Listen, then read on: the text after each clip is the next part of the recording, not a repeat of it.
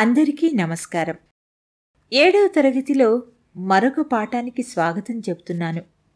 మీరందరూ బాగున్నారని, ఆసక్తికరమైన పాఠం కోసం మీరు ఈరోజు ఎదురుచూస్తున్నారని నేను భావిస్తున్నాను.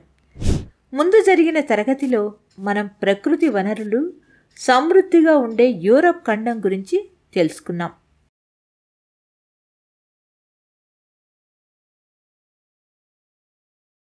అక్కడ వ్యవసాయం మరియు సముద్ర మార్గాలు ఏ విధంగా పరిశ్రమల వైవిధ్యతకు అనుకూలించాయి అన్న విషయాలు కూడా తెలుసుకున్నాం. నేటి సెషన్లో ఆఫ్రికా ఖండం గురించి తెలుసుకుందాం.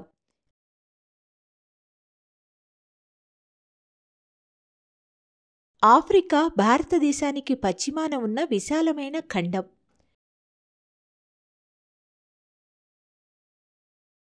ఇది ఎడారులు, అడవులు, నదులు, సరస్సులు మరియు గడ్డి భూములకు నిలయం.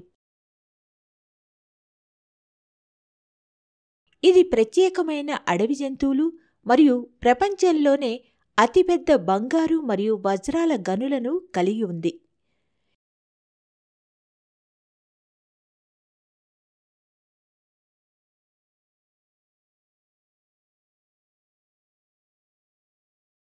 ఇతర ఖండాలకు వ్యాపించే ముందు మానవులు మొదటగా పరిణామం చెందిన ప్రదేశం ఆఫ్రికా.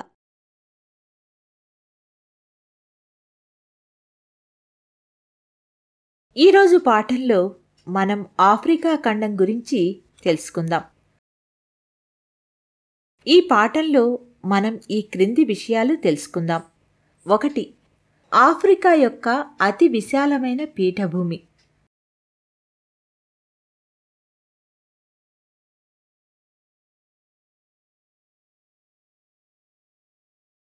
2. ఆఫ్రికా యొక్క వాతావరణం. 3. ఆఫ్రికా ప్రజలు. 4. ఆఫ్రికాలోని యూరోపియన్ల కాలనీలు. 5. స్వతంత్ర ఆఫ్రికా. 6. ఆఫ్రికాలోని ఖనిజ సంపద. ముందుగా కొన్ని ముఖ్యమైన పదాల గురించి తెలుసుకుందాం.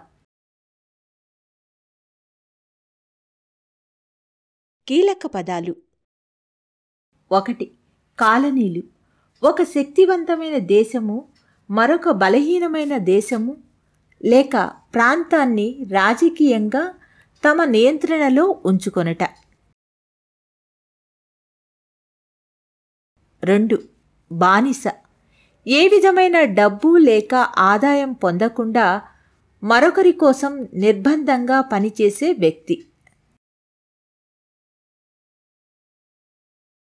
3. పీఠభూమి. ఒక ప్రదేశం ఎత్తుగా ఉండి దానిపై భాగం చదునుగా ఉన్నదాన్ని పీఠభూమి అంటారు. భావనాపటం.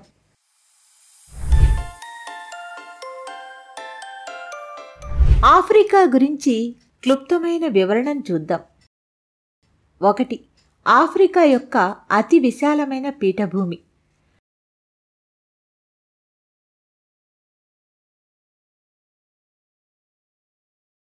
ఆఫ్రికా యొక్క భౌగోళిక పటాన్ని ఒకసారి గమనించండి. ఈ ఖండం యొక్క మధ్యభాగంలో విశాలమైన మైదానాలు ఏవైనా గుర్తించగలిగారా?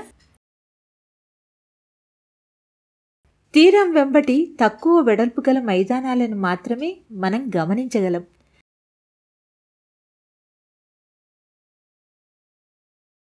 ఖండంలోని మిగిలిన భాగమంతా వివిధ ఎత్తులలో ఉన్న పీఠభూములున్నాయి.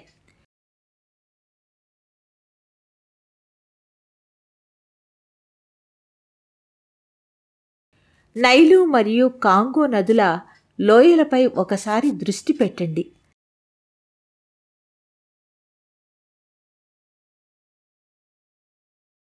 అదనంగా ఈ పీఠభూములలో ఎక్కువ సంఖ్యలో పర్వతాలు ఉన్నాయి.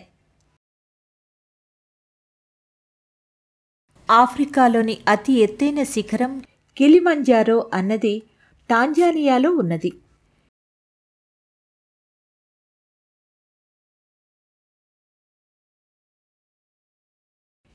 ఈ ఎత్తైన పీఠభూమిలో పొడవైన మరియు సన్నని లోయలు కూడా ఉన్నాయి.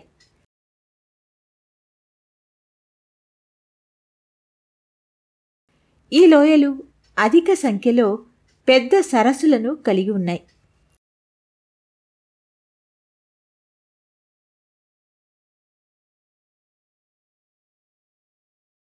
ఉత్తర దిశలో అతి తక్కువ వర్షపాతం గల ప్రాంతం ఉన్నది. దాని పేరు సహారా ఎడారి.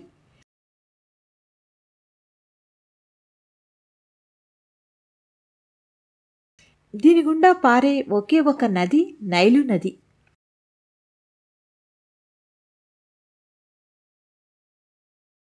ఆఫ్రికాలోని అతిపెద్ద సరస్సు అయిన విక్టోరియా సరస్సు నుండి ఈ నైలు నది మొదలవుతుంది.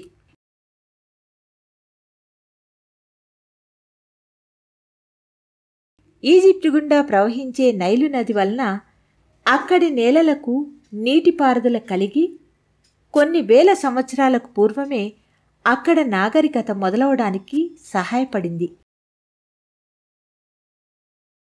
ఇంకొన్ని విషయాలను గురించి చూద్దాం. ఆఫ్రికా యొక్క వాతావరణం భూమధ్యరేఖ ద్వారా ఆఫ్రికా ఉత్తర దక్షిణ భాగాలుగా విభజించబడింది. భూగోళంలోనే అత్యంత వేడి ప్రాంతంగా కర్కాటక రేఖ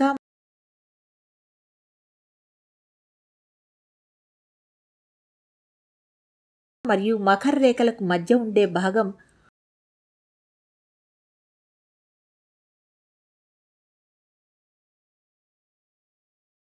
ఉష్ణమండలంగా పిలువబడుతుంది.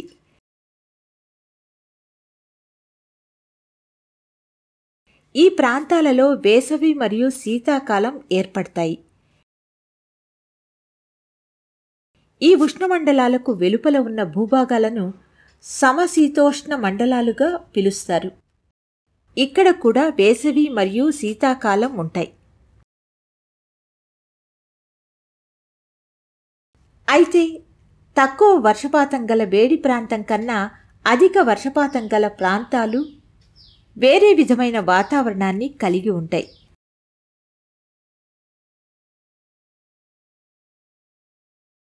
అధిక వర్షపాతం గల ప్రాంతాలు ఆఫ్రికాలోని అధిక ప్రాంతాలలో మరియు ముఖ్యంగా మధ్య మరియు పశ్చిమ ఆఫ్రికా ప్రాంతాలలో అధిక వర్షపాతం కురుస్తుంది.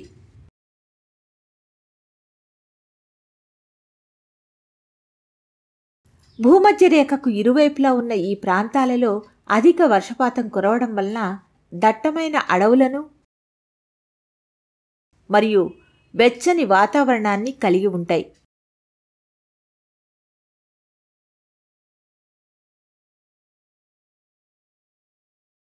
అధిక వర్షపాతం కురిసే ప్రాంతాలను నీలం రంగు పటం చూసి గమనించండి.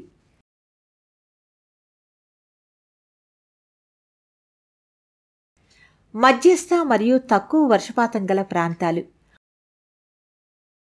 ఆఫ్రికాలో అధిక వర్షపాతం కురిసే ప్రాంతాలకు దగ్గరగా మధ్యస్థంగా వర్షం కురిసే ప్రాంతాలు ఉంటాయి. భూమధ్యరేఖ ప్రాంతాలలో సంవత్సరం పొడవునా వర్షాలు కురిసే విధంగా కాకుండా ఈ భాగాలలో కేవలం వేసవిలో మాత్రమే వర్షాలు కురుస్తాయి.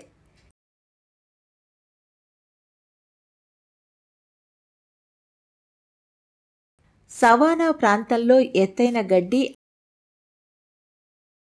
అక్కడక్కడ చెట్లు ఉంటూ వైవిధ్యమైన వన్యప్రాణులు నివసిస్తాయి.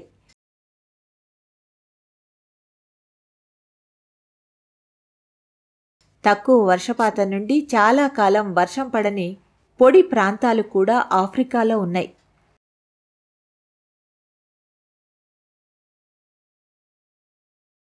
పొట్టిగడ్డి జాతి మొక్కలు, ఇసుక, చెట్లు లేని కొండలు, శిలలు మరియు రాళ్లతో నిండిన సహారా ఎడారి ఆఫ్రికాలోని ఉత్తర ప్రాంతంలో 50% మేర వ్యాపించి ఉన్నది.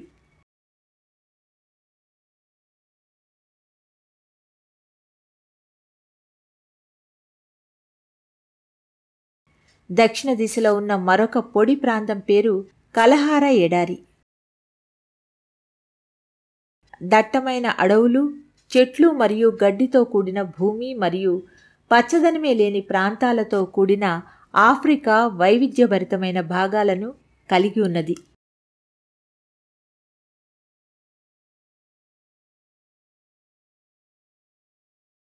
ఆఫ్రికా ప్రజలు ఆఫ్రికాలో వివిధ భాషలు మాట్లాడే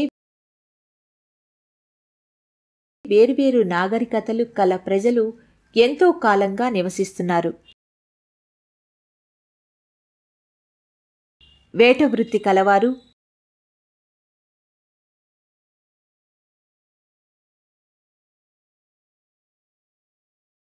పశువుల కాపర్లు, రైతులు,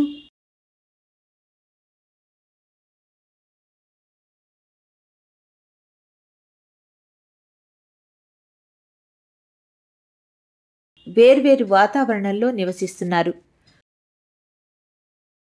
దూరదేశాల నుండి వచ్చే వ్యాపారులు ఇక్కడ తీర ప్రాంతం పట్టణాలను సందర్శిస్తారు.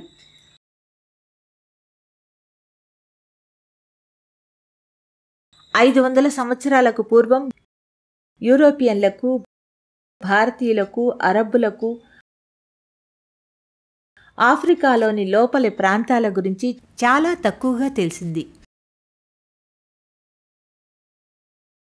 1498వ సంవత్సరంలో ఆఫ్రికా యొక్క దక్షిణ కొనభాగం పూర్తిగా చూడుతూ వాస్కోడిగామా అనే పోర్చుగీస్ నావికుడు విజయవంతంగా భారతదేశాన్ని చేరుకున్నాడు.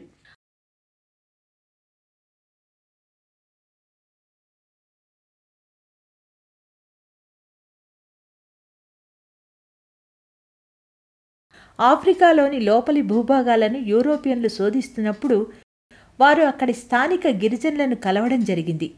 గిరిజనులను వ్యాపారపరంగా మోసం చేయడం,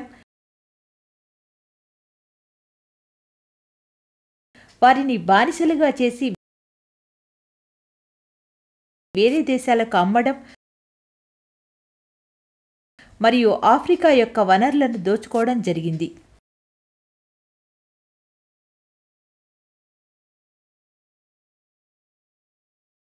ఆఫ్రికా స్థానికులు వారి భూమిపై ఇతర దేశాల అధికారాన్ని వ్యతిరేకిస్తున్నారు.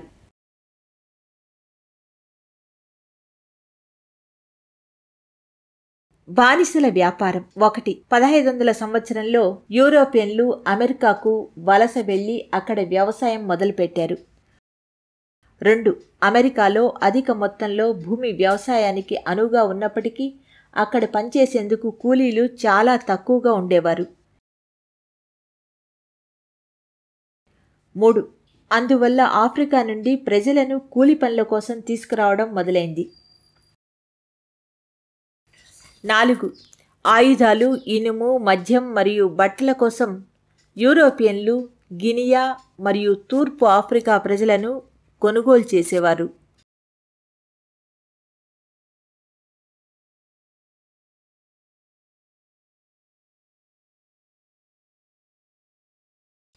5. బానిసలుగా ఆఫ్రికన్లు అత్యంత క్రూరంగా హింసించబడినారు.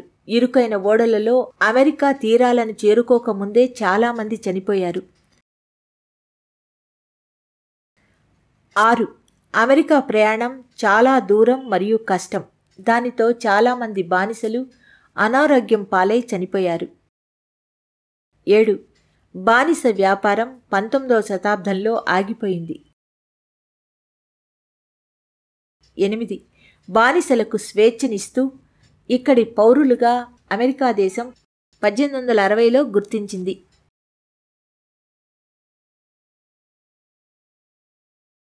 యూరోపియన్ల కాలనీలు ఆఫ్రికాను చుడుతూ భారతదేశాన్ని యూరోపియన్లు కనుగొనడం వలన ఆఫ్రికా తీర ప్రాంతాలలో చాలామంది యూరోపియన్లు అక్కడ అధికారం చెలాయిస్తూ నివాసాలు ఏర్పాటు చేసుకోవడం జరిగింది.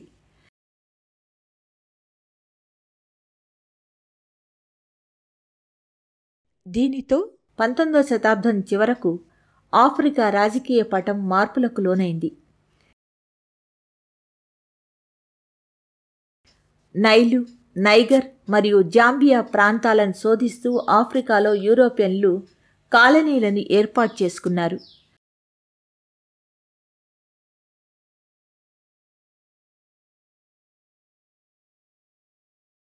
ప్రస్తుతం వారు జాంబియా, జింబాబ్వే దేశాలలో బంగారు, వజ్రాలు మరియు రాగి గన్లను నియంత్రిస్తున్నారు.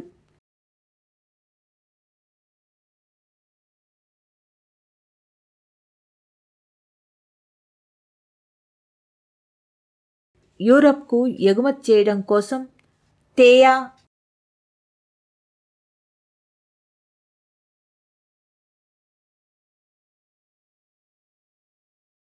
కాఫీ, రబ్బర్ మరియు పొగాకు పంటలను పండించడం మొదలుపెట్టారు. నైజీరియాలోని వ్యవసాయం.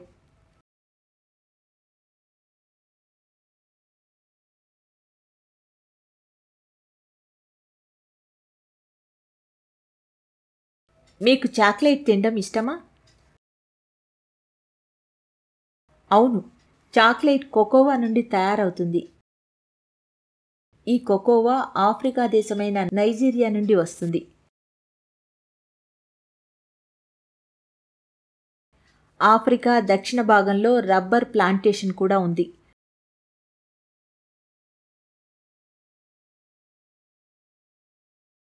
నైగర్ నది వెంబడి నూనెలను ఇచ్చే పామ్ చెట్లు పెరిగి ఉన్నాయి.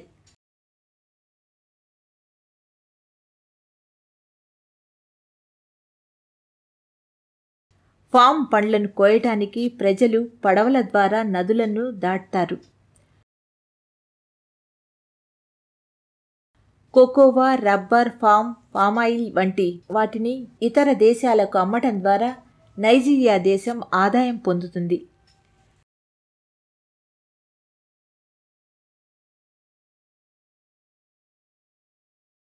అడవుల నుండి సహజ వనరులను ఎగుమతి చేయడం కోసం బ్రిటిష్ వారు మొక్కలు నాటటం చేయటం మొదలుపెట్టారు.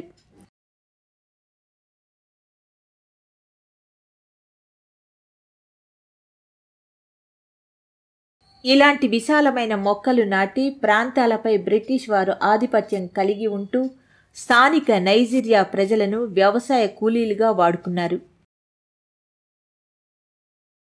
ఈ విధంగా నైజీరియాలో పామ్, కోకోవా మరియు రబ్బర్ సాగు మొదలైంది. కోకోవా, పామ్ పండు, రబ్బర్ వంటి వాటి ప్రాసెసింగ్ వాటి పొలాలకు దగ్గరలోనే కర్మాగారాలను ఏర్పాటు చేశారు. 1960 సంవత్సరంలో నైజీరియా దేశం బ్రిటిష్ వారి నుండి స్వతంత్రం పొంది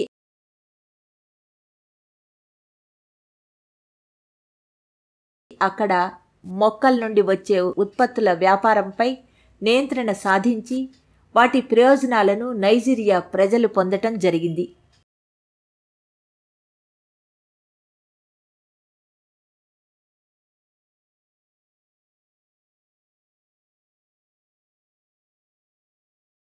స్వతంత్ర ఆఫ్రికా. గడిచిన శతాబ్దంలో ఆఫ్రికా దేశాలు యూరప్ దేశాల నియంత్రణ నుండి స్వాతంత్ర్యం పొంది వారే తమ ప్రభుత్వాలను ఏర్పాటు చేసుకుని అక్కడ వనరులపై హక్కులను పొంది వాటి ద్వారా ప్రయోజనాలు పొందారు. ఆఫ్రికా యొక్క ఖనిజ సంపద. గతంలో యూరోపియన్లు ఆఫ్రికాలోని ఖనిజ సంపదను ఆఫ్రికా కూలీల సహాయంతోనే దోచుకున్నారు. ఇప్పటికీ కూడా ఈ ఖండపు వనరులపై వారి ఆధిపత్యం కొనసాగుతూనే ఉంది.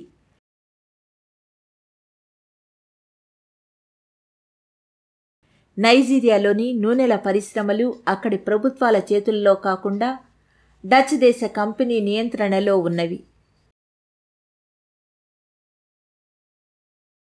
ఇతర ఖనిజాల విషయంలో కూడా ఇదే పరిస్థితి గమనించవచ్చు. విదేశీ కంపెనీలు సాంకేతికత మరియు పెట్టుబడులను ఉపయోగించి ఈ పరిశ్రమల ద్వారా ఉపాధి కల్పిస్తున్నప్పటికీ తక్కువ జీతాలు ఇస్తూ ఇక్కడి పర్యావరణాన్ని నిర్లక్ష్యం చేస్తున్నాయి.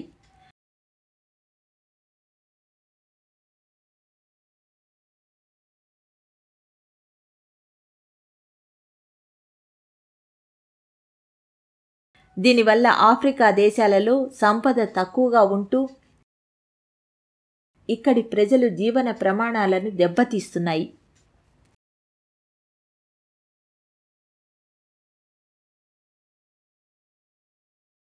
ముగింపు. ఆఫ్రికా వేడిగా మరియు ధూళితో నిండిన గడ్డి భూములు, భారీ జంతువుల గుంపులు మరియు ఆకలితో అలమటిస్తున్న పొడవైన సన్నటి మనుషులతో ఉంటుంది. ఈ పాఠం చూసినందుకు ధన్యవాదాలు. మరింత సమాచారం కొరకు ఆశ్రయ ఆకృతిని సందర్శించండి.